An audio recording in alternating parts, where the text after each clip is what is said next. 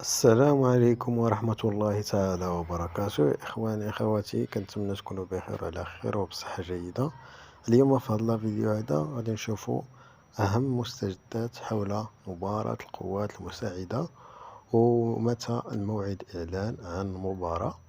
قبل ما نشوفوا أهم المعطيات حول مباراة القوات المساعدة 2023، كنتمنى ديروا اشتراك في القناة، تدعمونا بلايك الفيديو وبارطاج باش يوصلكم كل جديد بخصوص أي مباراة. وبالنسبة لمباراة القوات المساعدة 2023-2024، أن فاتح نوفمبر ستنتهي فترة ستاج المخصصة للتلاميذ المخزنية فوج 2022-2023 بكل من المجاعرة وأغلوس. وفي حال هذه الأشهر المتبقية سيتم إعلان عن المباراة إن شاء الله في هذه الشهور المتبقية، أو في هذا الشهر الجاري، في أواخر هذا الشهر شتنبر ديال شهر 9 راه يقدروا يعلنوا على المباراة التلاميذ المخزنين قبل ما يغادروا ديال السطاج أسوار المراكز والتكوين.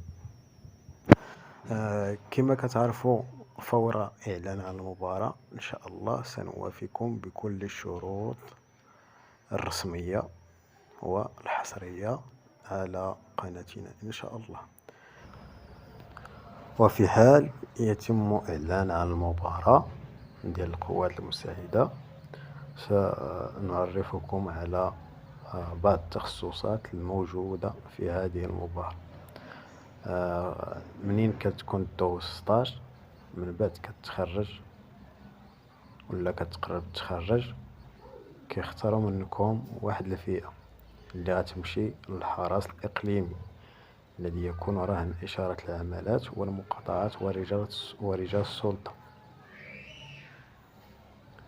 أما التخصص الثاني فرقة الكلاب المروضة، هذه خاصة بتفتيشات ديال الكلاب على مخدرات أو غيرها. والتخصص الثالث وحدات تدخل العام، هذوك اللي كيكونوا في المظاهرات أو في الملاعب. أما بالنسبة لفرقة المخزن المتنقل، فرقة الخيالة لمراقبة الشواطئ والسواحل، هذو مختصين بمراقبة جميع الشواطئ وتأمين المواطنين. وهذا التخصص ديال البنات خاص بالإناث والذكور، حتى الذكور كيدخلوا له والبنات بصفة عامة. المصالح الاجتماعية تخصص راه معروف وزوين في نفس الوقت. وبالنسبة للتخصص الأخير حراسة المنشآت الوطنية الخاصة. المنشآت الوطنية هي مثلا الحرس الملكي أو غيرها، خاصة الحرس الملكي. القصر الملكي كيحرسوه بعض الرجال من القوات المساعدة. إلى هنا نكون أنهينا الفيديو. أتمنى أن تكونوا استفدتوا معنا، وما تنساوش نهاري تعلن على المباراة غادي تلقاوها في القناة إن شاء الله.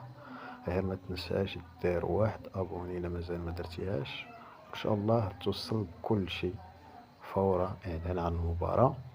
إلى هنا نكون أنهينا الفيديو، وأتمنى لكل جميع التوفيق إن شاء الله، والسلام عليكم.